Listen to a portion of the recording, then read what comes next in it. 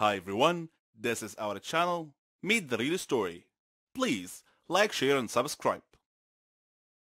I usually host a slumber party once a month, so my girlfriends already know the drill. They bring their jammies, blankets, nail polish, hair products, lots of snacks, candies, and chocolates, but this time, Lucy brought wine. She had to sneak the wine in my house because my mom is kind of strict when it comes to drinking. My dad is almost never home. My mom sleeps really early, so we kinda had the house all to ourselves.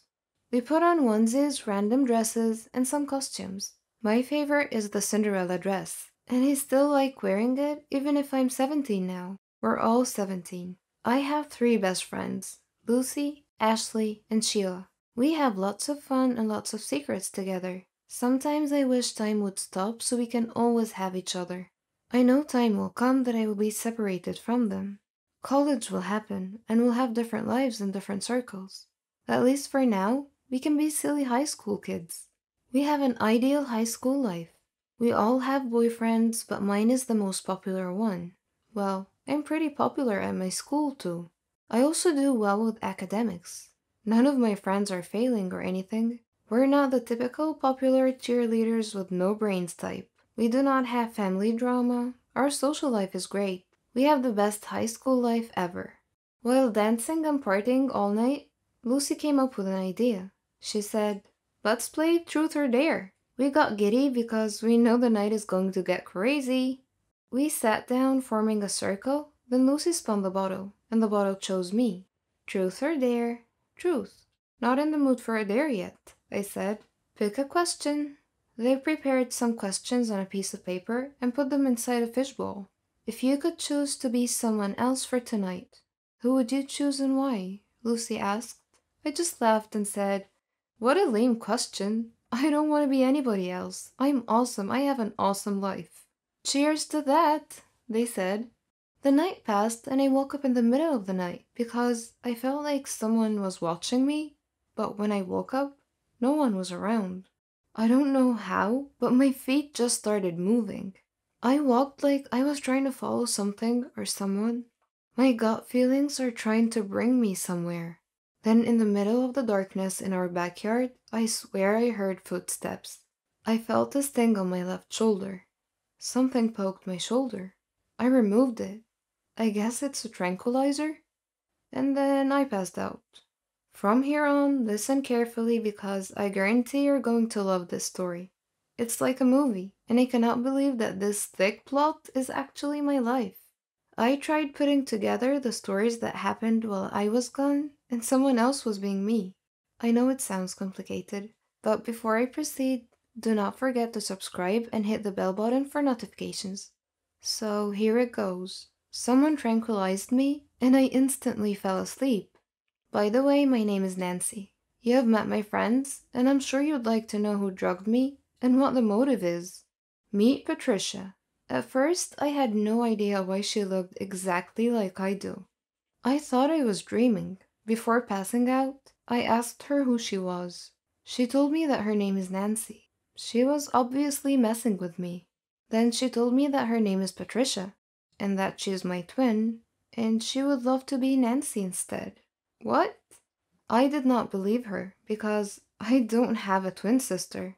My mom and dad would never keep any secrets from me. Or would they? She said that she was kept by our parents in a mental institution a couple of hours away from our town, ever since we were 3. I just realized that I have no recollection of any kind of memories when I was only 3 years old. At first I thought, wow, is this really happening? I just think I watched too much TV. But this is reality. How did it happen? Let me tell you how it happened. Well, at first, she tranquilized me while I was asleep. I think she had other people with her who dragged me into a pickup, covered my mouth, tied me up, and blindfolded me. And then they brought me into a dark basement, I think.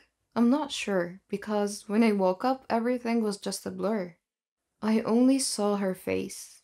I thought I was looking in the mirror. She told me everything that I needed to know. Well, her version of the story. I was shocked. but I would like to know my mom and dad's version of the story as well. Patricia told me that they got her locked up in a mental institution with special care. My mom did not like the idea, but eventually agreed when Patricia looked at her and said, "Daddy's next." I got the chills, but she never told me the reason why she ended up in the mental institution. She has been following me ever since we were 14 years old. One of the security staff has got a crush on her, so she's able to go in and out when no one is looking. She wants me dead because she would like to replace me and have my awesome life. She said she would take revenge on mom and dad for depriving her of having a life like I do. It got me worried, but she made me powerless. For the second time, she injected me again, so I passed out. Next thing I remember, I'm in a dark room with just a bed, a pillow, and a blanket. This must be her room. I'm locked inside the mental institution, just like in the movies. She managed to make my friends believe that she is me. She's clever. They went shopping, they partied, and they did not even realize that something was wrong. She must really be pulling it off. Even my parents and my boyfriend are not suspecting a thing. But our prom is almost here. Me and my friends are all excited for it. But I think I have to give up the dream of going since I'm locked up in here. I just miss my friends, I miss my parents, I miss my boyfriend, and I miss my life. It hurts me that I've been missing for a while, and they didn't even notice or feel that it's Patricia and not me. She's just a stranger to them. After 1 week, I made friends with the security staff. They kept on asking why I was so kind and polite to all of them. I tried to tell them the truth, but they just made me drink some medicine because they thought I was hallucinating. Then a surprise happened. My parents visited me. I mean, they visited Patricia? I don't know. When I saw them, I gave them a hug. "I miss you. I'm so glad you're okay. Are you guys hurt or anything?" My mom answered, "Honey, why would we be hurt?" I know my mom would believe me. My dad's judgment is not always the best. "Mom, this is me, Nancy. She switched us. She tied me up and she hurt me." And then my dad interrupted. "Enough, Patricia." "Dad, I am Nancy." I said enough. "You've pulled this trick before, and why on earth do you think this is going to work again?" I pleaded so hard, but my dad threatened that they would leave if I still insist. So I just cried. I love my dad, but he's never around, so no wonder we don't have a great relationship. I wonder if he even knows when my birthday is. I mean, our birthday. But then again, I don't want to judge him. I know he's just trying to be tough. But I looked at my mom. I can see in her eyes that she truly feels sorry for me, whether she thinks I'm Nancy or Patricia. "Honey, I know things haven't been great, but a promise is a promise." "A promise?" "Yes, we will not break our promise, which is when your doctor says you're ready to go, we will bring you back home."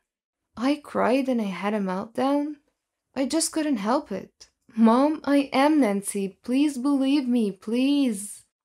My dad ordered the staff to drag me out of their sight, but when they tried to grab me by my arms, I resisted, so my shirt got torn apart, bearing my shoulders. My parents saw this, and they were shocked. My mom pointed on my left shoulder. Well, I had this weird birthmark on my left shoulder. Maybe they recognized it. My mom looked at my dad and said, "She is Nancy." My dad told the staff to leave us alone to talk. He gave me a hug and said, "I'm sorry." "How did this happen? Why are you here? When did you meet your twin sister?" My mom said. I told them how Patricia executed her plan, but I asked them how they knew it was me. They looked at each other. My dad gave my mom a slight nod as if saying it's time to let me know. "When you were 3, I left you and Patricia upstairs to play. When I got back, I saw you on the floor with a pencil stabbed on your left shoulder. We saw Patricia holding a hammer, and your head was also bleeding, which resulted in loss of your memories. We thought you were dead."